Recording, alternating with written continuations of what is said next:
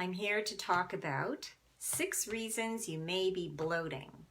You know that feeling when your pants start getting too tight around your waist, or you go to put on your pants and can't zip them up? That feeling, the feeling like you're turning into SpongeBob. So we don't like that feeling, do we? It makes us feel tired and frumpy and just gross. So how can we get rid of that? How can you figure out, okay, what caused the bloating, right? So here's some reasons. One of them would be that you may be drinking too much water with your meal. So think about that. How much water do you drink with your meal? Drinking a little bit's fine, but if you drink a lot of water with your meal, you're watering down your enzymes. And also you're decreasing the acidity in your stomach. So if you're having meat, chicken, fish that have to break that down, and your acidity in your stomach is diluted too much, then that can cause digestive disturbance. You may also be eating food that is too salty. So when you eat food that's too salty, you can tend to have water retention, and holding on to water can make you feel spongy later on. So that can be uncomfortable, right? I found that if I eat chips at the night before, the next day, I can always tell I had those chips, usually, because I start feeling that extra bloating around my stomach and the water retention. So think about, as you get older especially, how much salt are you putting in your food? Did you have chips the night before? And that kind of thing. Another reason that you may be bloating could be the portion sizes on your plate. So take a look at your plate. How much food is on that plate? Usually your protein should be about the size of your palm, and the grains should be about this much of the other part of your hand. So if you do like a quarter and a quarter with the grains or the starches and your meat, then you can add the other half of your plate just vegetables. But also if you're eating the meat with the grains together, that can cause digestive issues, because the grains are digested in the mouth and the small intestine, and the meat's digested in the stomach. So that can cause a problem if you're having difficulty with just digestion. Some people have a weak digestion, so you want to look at maybe just eating your grains first and then leave the meat till the end.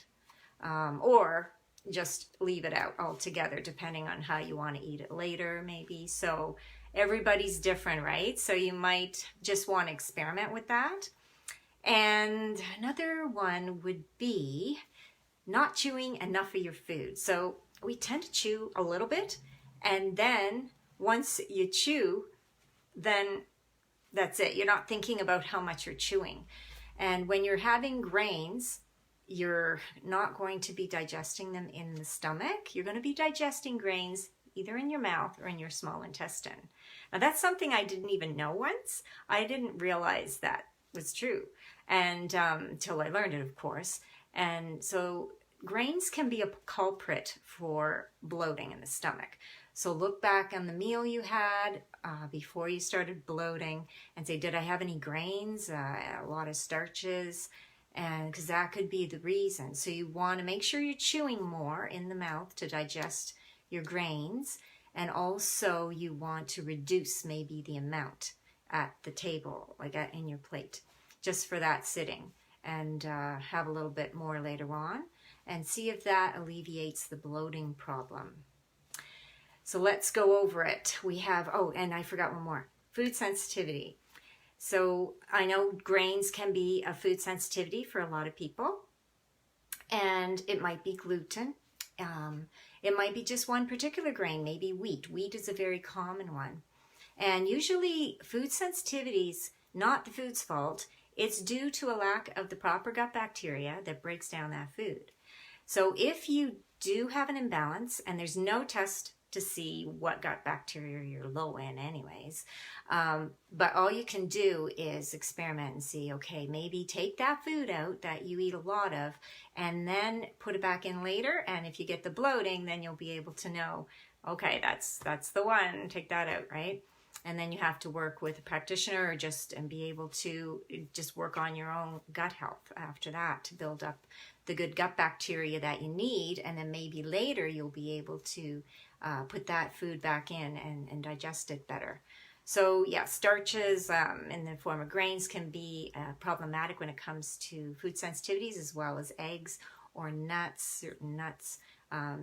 And some people can't do milk, dairy products.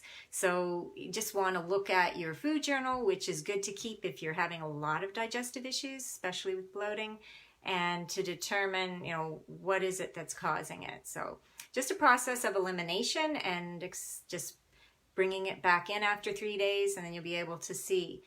Just do one food at a time though, not too many at once, because then you won't know, right? So here we go for the recap. So water retention from maybe too much salt in your food, not chewing your food enough, drinking too much water, and portion sizes, not having the small enough portion size for the amount of hydrochloric acid that you have in your stomach, and then also food portions. I think I got them all. Oh yeah, and eating food in the wrong combination. So eating a starch with a meat protein can be a reason for bloating. So just look at those things and tell me in the comments, either now or on the replay, what is it that you're going to try to just look at, which one that I mentioned, if you're having bloating problems. Just work on one thing at a time to see. So maybe you'll be able to solve that problem. And I'm going to be putting a link in the comments section as well that will send you to a download about 3 best steps to gut health. So you'll be able to use that as a resource or just a reference in the kitchen. It'll give you some foods and strategies to work on for helping with proper gut health, including bloating, constipation, fatigue issues. So thank you very much for watching, and I'll be talking to you again.